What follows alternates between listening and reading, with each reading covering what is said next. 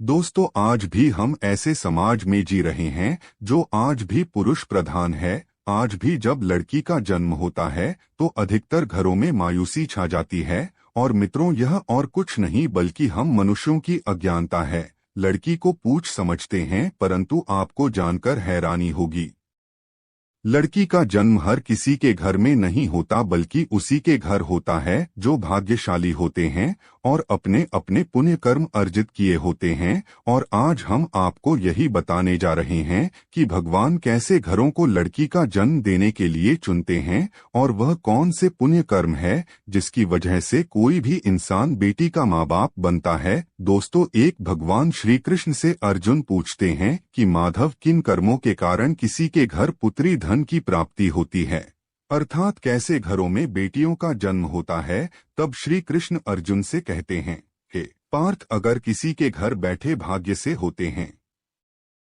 तो बिटिया सौभाग्य से, और जो भी स्त्री या पुरुष अपने पूर्व जन्म में पुण्य कार्य अर्जित किए होते हैं उन्हें ही एक बेटी के माता पिता होने का सौभाग्य प्राप्त होता है। बेटियों को जन्म के लिए उन्हीं घरों को चुना जाता है जो बेटियों का भार सहन कर सके, क्योंकि तीनों लोकों में स्त्री अर्थात बेटियां ही ऐसी होती है जिसका भार हर कोई सहन नहीं कर सकता। वह बेटियां ही होती हैं जो इस सृष्टि को निरंतर चलाएं, मान होने के लिए अपना सर्वस्व निछावर कर देती हैं।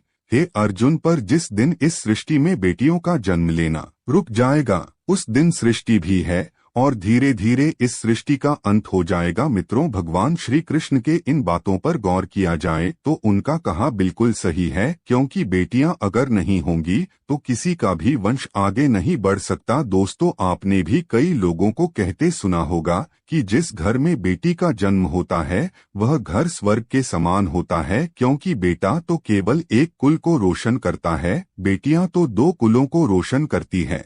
माता पिता के घर वो बेटी के रूप में अपने उत्तरदायित्व का निर्वहन करती हैं, तो ससुराल आकर एक बहू के रूप में सारे कर्तव्यों का पालन करती हैं। दोस्तों, आजकल आप सुनते ही हो, बेटियां बहू परिवार में किसी के मर जाने पर उसका वर्णन नहीं कर सकते, लेकिन यह बिल्कुल भी सही नहीं है, क्योंकि रामायण में बताया गया है कि प्रभु श्री राम के पिता राजा दशरथ की मृत्यु हो गई तो माता सीता अर्थात राजा दशरथ की बहू नहीं उनका पिंडदान किया था, जिससे उन्हें जन्म मरण के चक्र से मुक्ति मिल गई थी। इतना ही नहीं, हिंदू धर्म शास्त्रों में बताया गया है कि बेटियां भी अपने पिता के नाम का पिंडदान कर सकती हैं। वही अगर ससुराल पक्ष में कोई पुरुष नहीं है तो इस स्थिति में बहू भी पिंडदान कर सकती है। इसलिए मित्रों, वह लोग बहुत किस्मत वाले होते हैं जिनकी घर में बेटी जन्म लेती है। वही वह परवल किस्मत के होते हैं जिनके घर एक से ज्यादा बेटियां होती हैं। शायद यही कारण है कि बेटियों को लक्ष्मी कहा गया है। दोस्तों, बहुत से लोगों की सोच यही होती है, बेटी है तो बिना समय गवाएं और इस पर पढ़ाई में पैसे लगाएं, जल्द से जल्द शादी कर दो। लेकिन यह सोच एक बेटी के भविष्य को बर्बाद कर देती है। जरा सोचिए, एक बच्ची के मन में कितने सपने होते हैं, उसे कुछ करना है लेकिन यह सपने सिर्फ सपने ही रह जाते हैं।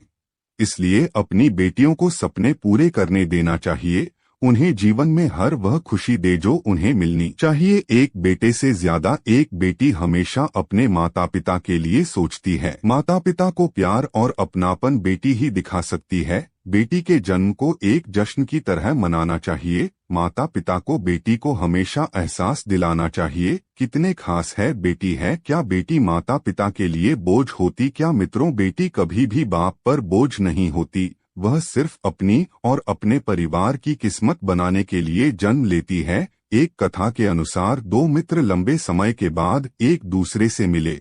एक दोस्त ने दूसरे से उसका हाल पूछा तो जवाब में उसने कहा कि मेरे हाल तो एकदम बढ़िया है, और हो भी क्यों ना मेरे दो बेटे जो है।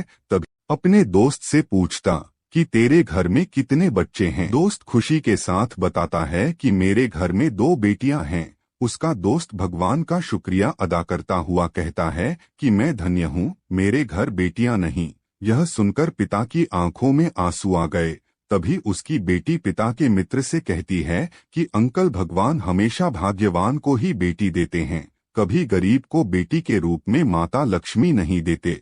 भगवान उसी को पुत्री का सुख देते हैं जिसके अंदर पालने की सामर्थ्यता होती है, जो गरीब होकर भी अपनी बेटी को पाल सकता है। एक बार स्वामी विवेकानंद वैष्णो देवी की सीढ़ियां चल रहे थे।